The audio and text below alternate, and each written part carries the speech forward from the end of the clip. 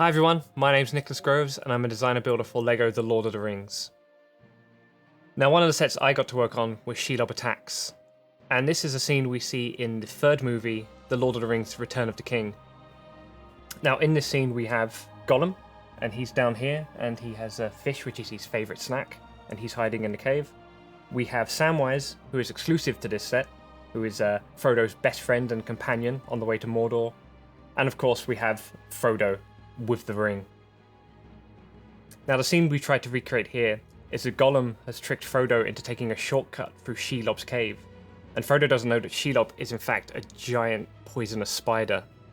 Gollum hopes that Shelob will eat Frodo and then he can get the ring back which he so desperately craves.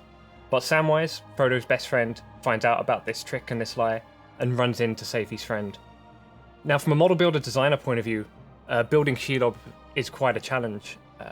It's much easier for us to build cars or buildings because there's lots of nice right angles and sharp edges. But when we have to build organic forms like animals, it can be rather tricky for us. But here we've managed to recreate a very classic spider form and be true to Shelob from the movie. We've used lots of arched and bowed and sloped elements just to help give her that rounded feel in her thorax and her abdomen. So she feels really chunky and beefy and big. Of course, being a spider, she has 8 legs. On each of those legs there is 1, 2, 3 click hinges and a hinge plate which connects into the body. So we get a lot of articulation in there and we can put her into some really cool poses. Having 8 legs means she can actually stand and hold her own weight, as we can see, even though her body is quite big. But we found that kids, when playing with it, tend to do this. And we found that that can be quite annoying because it drags on a table or on a carpet. So we did a little bit of a trick or a cheat, and we put a little set of wheels underneath. And what this does, it just makes it a bit easier if you're playing on a table or playing on a carpet. It just makes it a bit smoother and helps with the whole play scenario. So that's something we often have to think about with LEGO models. Of course, being a spider, on the back Shelob has a stinger, and we've done it in a nice vivid red so you can tell that it's poisonous. And like all spiders, she makes some sticky web. So what she can do, she can sting Frodo, who actually has a second face. So we can see that he's been paralyzed by her poison.